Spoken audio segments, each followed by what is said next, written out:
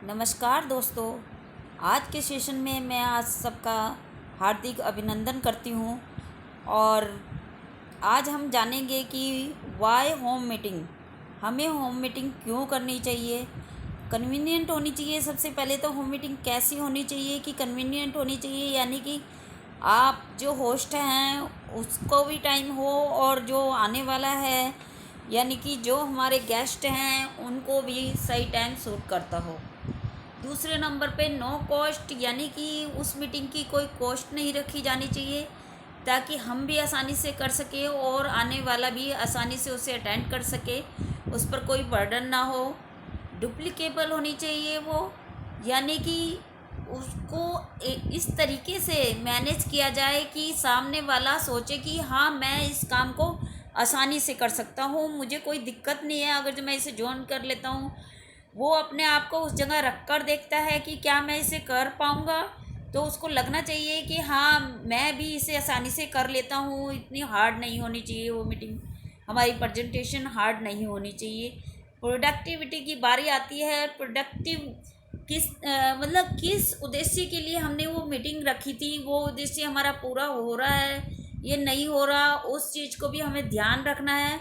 और उसके जो बेनिफिट हैं हमें मिल रहे हैं या नहीं, यानी कि बाइंडिंग करते समय हमें फॉलोअप भी ज़रूरी करना होता है। तो इस तरीके से हमें मैनेज करनी होती है अपनी मीटिंग को। तो बात आती है कि प्रिपरेशन मेक्स अस परफेक्ट। जब हम किसी चीज़ की तैयारी करते हैं पहले से पहले, तो हम परफेक्ट की तरफ आ जाते हैं।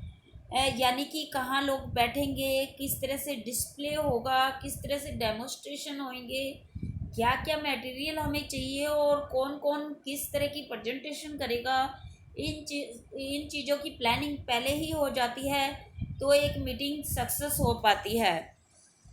अब हम बात करते हैं कि अप्रॉपर वेलकम, हम किस तरीके से प्रॉपर तरीके से वेलकम करें आने वाले का ताकि उसको अच्छा लगे, रिसीव करे, greet appreciate the guest for their time. और गेस्ट जो भी हमारे आते हैं उनको अप्रिशिएट करना चाहिए हमें ताकि उनको आते ही अच्छा लगे। आइडेंटिफाई द स्पीकर और introduce the speaker well, genuine identification with cadentious achievements.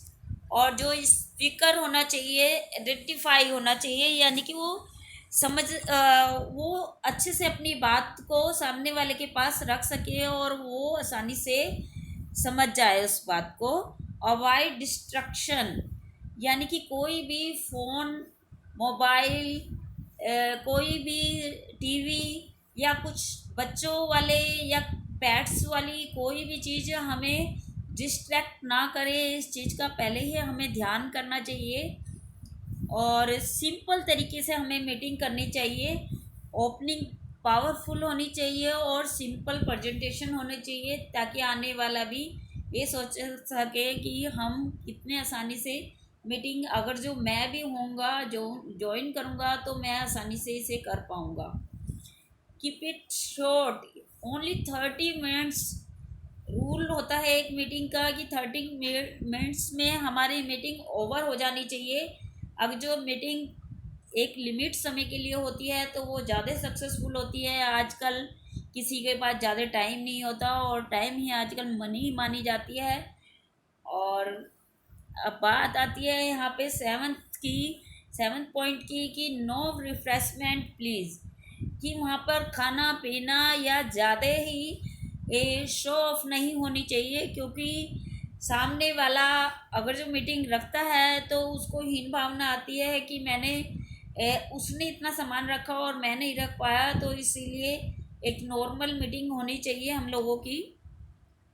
Allow questions only after the meeting, questions बीच बीच में नहीं पूछने चाहिए, अवॉइड करने चाहिए। मीटिंग के लास्ट में जिनके जो भी क्वेश्चंस होते हैं उनको सोल्व किया जाता है, ये एक तरीका होता है मीटिंग करने का। पावर क्लोजिंग, यानी कि क्लोजिंग भी पावरफुल होनी चाहिए और 3 चॉइस देनी चाहिए ताकि वो किसी भी चॉइस को ले सके और काम को आगे कर सके। FAMBAM,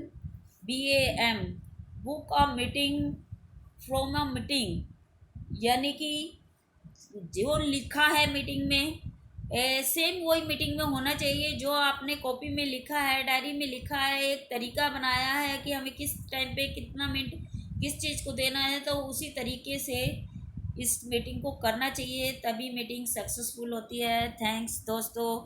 मैंने रफ्तार, शुरुआत, परिवर्तन, ये सब चीज़ करने के बाद जब हम मीटिंग अटेंड करते हैं तो उसके बारे में आपको बताया कि किस तरीके से मीटिंग करनी चाहिए। तो आपको मेरी वीडियो अगर जो अच्छी लगी हो तो लाइक सब्सक्राइब ना करना भूले। Thank you.